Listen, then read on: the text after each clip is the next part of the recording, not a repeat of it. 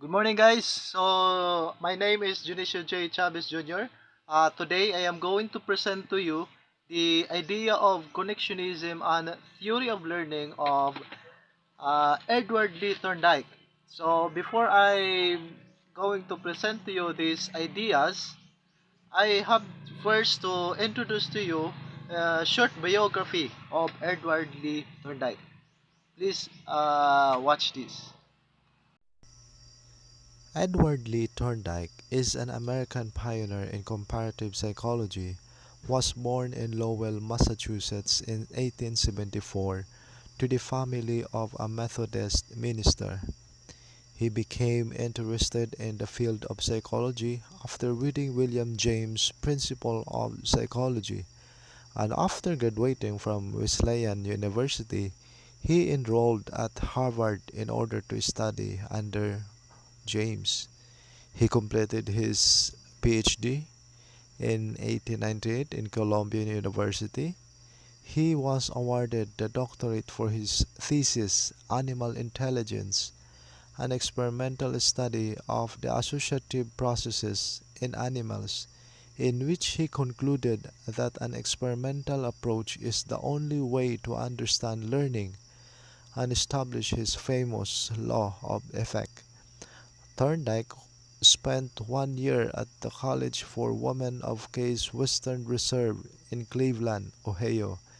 Then he became an instructor in psychology at Teachers College at University of Columbia, studying human learning, education, and mental testing.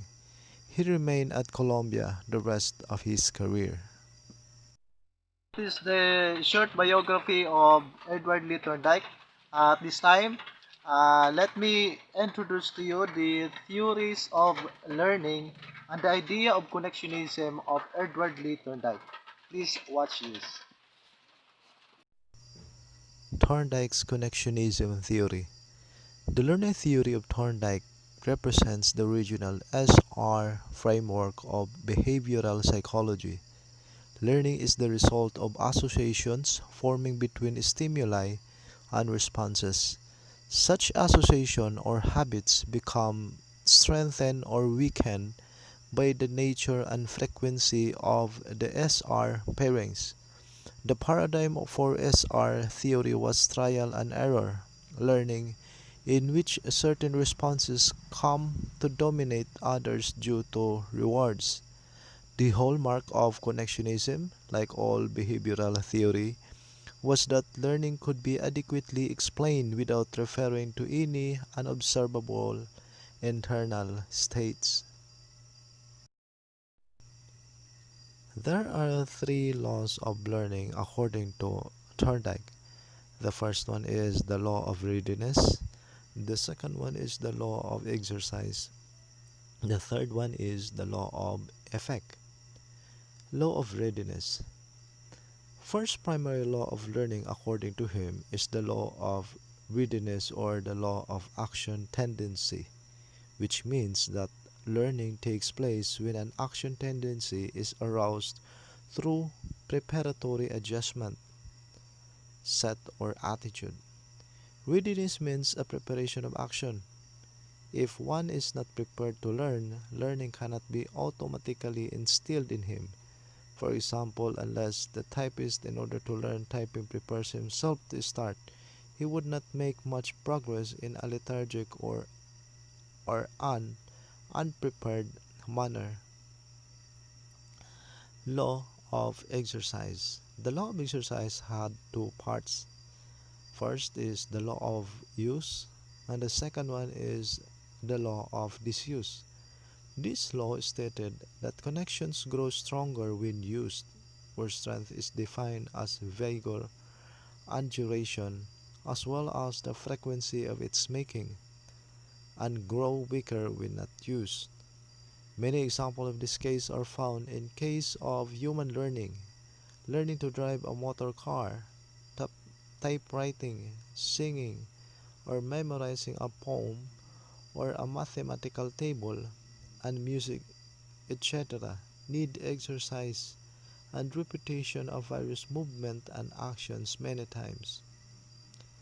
And the last one is the law of effect, which states that responses which occur just prior to a satisfying state of affairs are more likely to be repeated, and responses just prior to an annoying state of affairs are more likely not to be repeated.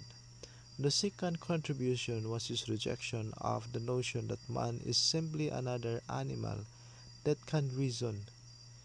He believed intelligence should be defined solely in terms of greater or lesser ability to form connections. Hello, welcome back. So those are the three laws of theory according to Thorndike. But according to him, there are five additional laws and principle of learning theory. The first one is multiple response or varied reaction. So when faced with problem, an animal will try one response after another until it finds success. So that is the first additional law of principle of learning theory. The second one is set or attitude.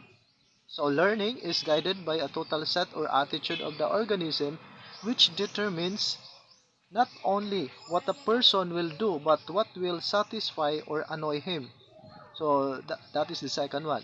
Then the third one is the partial activity or prepotency of elements.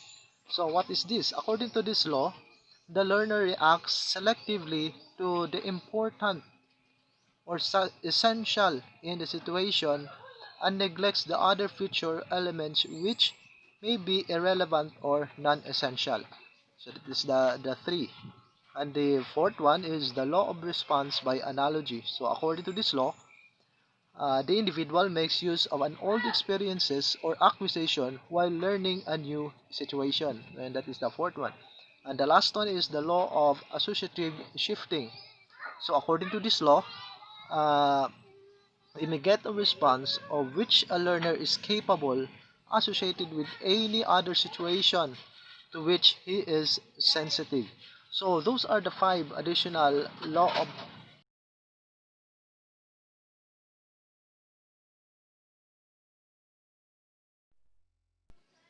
Okay guys, thank you for watching. I hope you have learned something in this video. And goodbye and thank you.